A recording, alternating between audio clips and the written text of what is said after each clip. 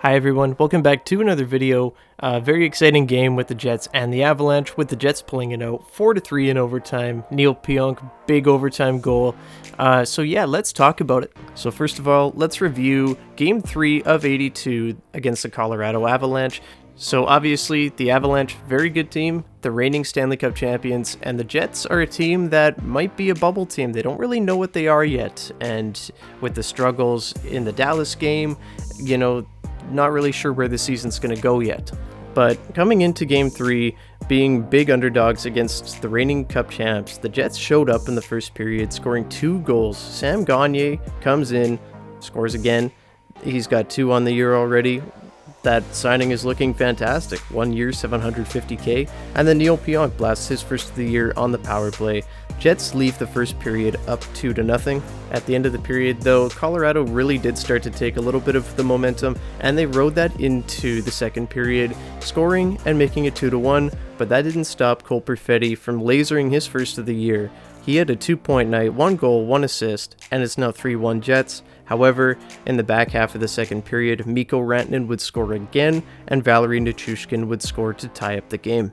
Now, 2 of these goals, the Jets were just getting cycled, and just long shifts and not being able to clear the puck was a big problem.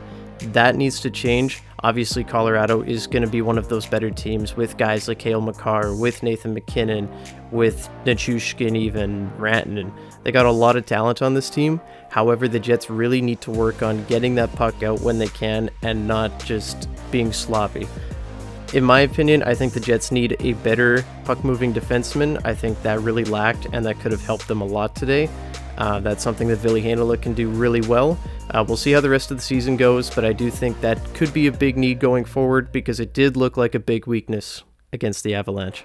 But going into the third, the Avalanche were peppering the Jets. However, it did not matter as this game would go to overtime. The Jets shut it down and really just played well defensively. It was a decent period defensively, but they weren't giving much offense. But they do play into overtime. They get a point guaranteed. But to counter Nathan MacKinnon and Cale Makar in overtime, the Jets put out Adam Lowry and Mason Appleton with Neil Pionk on the back end. And that's very questionable because those guys aren't very fast. There's a lot of room. You pretty much have to win that faceoff, and the Jets didn't. And then Nathan MacKinnon came into the zone in overtime, shot the puck. He missed. Mason Appleton, who was on the first line because of injury to Nikolai Ehlers, he had an awesome game, but in overtime, he was the man. He took the puck off McKinnon's stick, threw it up to Pionk. It was Pionk and Lowry on a 2-on-1. And with the pass lane to Lowry being covered, Pionk wound up, shot it, top right corner. Jets win 4-3, and Pionk has 2 goals. What a weird game, but a game that the Jets definitely needed for some confidence boost. So my takeaway here in the 4-3 win for Winnipeg was that the Jets played well, but maybe not as consistently as you'd like throughout the game. They played really well, I think, for about 35 to 40 minutes, but again, they're going to need to look for that full 60 to stay consistent and make these wins sustainable. I really liked Dylan Samberg paired with Dylan DeMello. I think DeMello still has to work on a bit of stuff. I don't know what's up with him yet, just not having a strong start to the season as he usually does. Cole Perfetti obviously scoring his first goal. That second line actually did really well. I think Dubois really activated. He looked a lot more involved than the first 2 games, so I was really happy to see that. And Neil Pionk, while not playing the greatest defense with Josh Morrissey, at times getting hemmed in their own zone, not able to get the puck out, did find his offensive game again that we were used to 2 years ago, so I hope that can at least get back on track. Now, going over to the 3 stars of the game, your third star is Cole Perfetti with a goal and an assist. Your second star is Mikko Rantanen with 2 goals and an assist. And your first star is Neil Pionk with 2 goals, including the overtime winner. So now we're going to move on to the Vegas game and talk about what the Jets need to do to be successful, as well as what they're up against with the Vegas Golden Knights. So heading into the game, obviously it is going to be a tough one for the Jets. They did look very tired near the end of the game with the Avalanche. Of course, higher elevation and everything in Colorado, I'm sure played a part in that. However, that's tough to recover from on a back-to-back. You're going to be going up against Vegas, who is actually a very good team this year.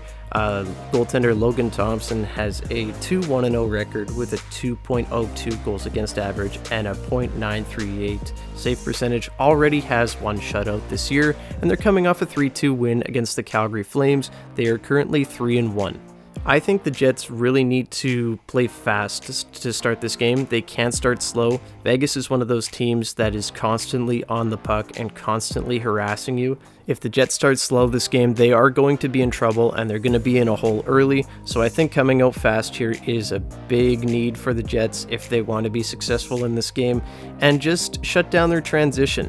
Vegas is a team, they do everything fast, and just get shots on Logan Thompson. He's a goaltender that I think can be beaten. I don't think he's in the top class of goaltenders, but I think it's very important if the Jets can create a bit of cycle, create a little bit of pressure in Vegas's zone, and keep it out of their end, they're going to have success, obviously, right? Of course, Vegas has Jack Eichel, who looks like he's back. He's got 3 points in 4 games. Jonathan Marchessault already has 3 goals. So, it's the typical crew out in Vegas, right? They are going to be a very good team. They're always competitive, and the Jets are going to have to be ready for that, and they're going to have to play fast. One thing that I would like to see improvement from the Jets is just being clean in their own end. They need to clean that up for sure.